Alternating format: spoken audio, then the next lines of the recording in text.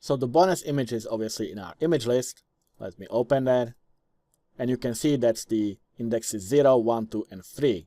And we randomly generate one of these bonuses each time we iterate through the for loop that we created, and we will place 4 random bonuses on the form. So let's create the method. It's gonna be private and void because nothing is gonna be returned, and I'll call it bonus. And each bonus obviously needs coordinates where it's gonna be placed. So let's do an integer x and y. And now let's randomly generate a number between 0 and 3, which are the indexes of our bonus images. So we can create a variable. I'll call it image index, and I will randomly generate an integer that corresponds with 0 up to 3. So it's 0 to 4 because 4 is exclusive upper bound.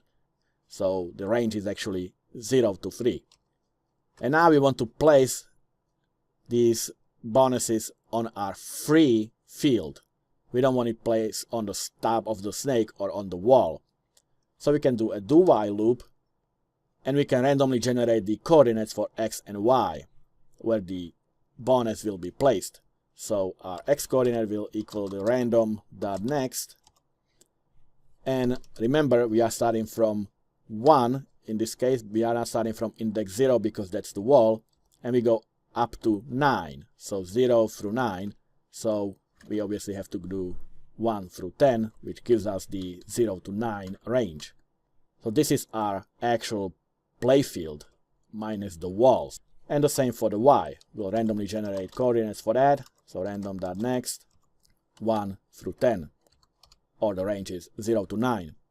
And we are going to loop while our game board field with these indexes is not equal to 3. Like I said, we don't want it on top of the snake. So we want it only positioned on the field that is free.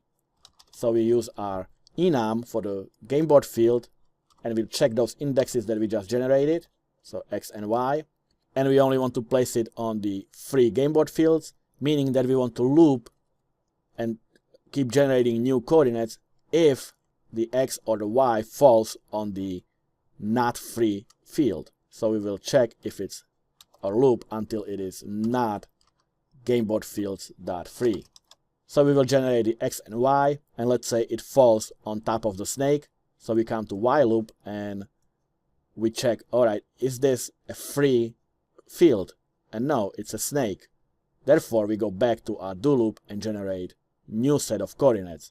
And if they are not free again, then we'll again go to do loop and generate yet another x and y coordinates. And we'll keep looping until we generate valid coordinates that correspond with our free field on our game board. And once we have those, we can now display them on our game board. So our game board field with the x and y, at this point the x and y would be valid, because if they were not, we would be still within the do while loop, so x and y coordinates. And we'll set the game board field to bonus. So we have our snake, we have our bonus now. And now we can actually just draw it on the form. So g.drawImage, and obviously we want it from the list, from our image list. And the one we want is now with the index that is stored randomly over in our image index that we generated. So that's the randomly generated index for our image. And we want to place it on X, and we have to assign the 35 pixels to it. And the X obviously is again randomly generated. We'll just add the size of the pixels, which is 35.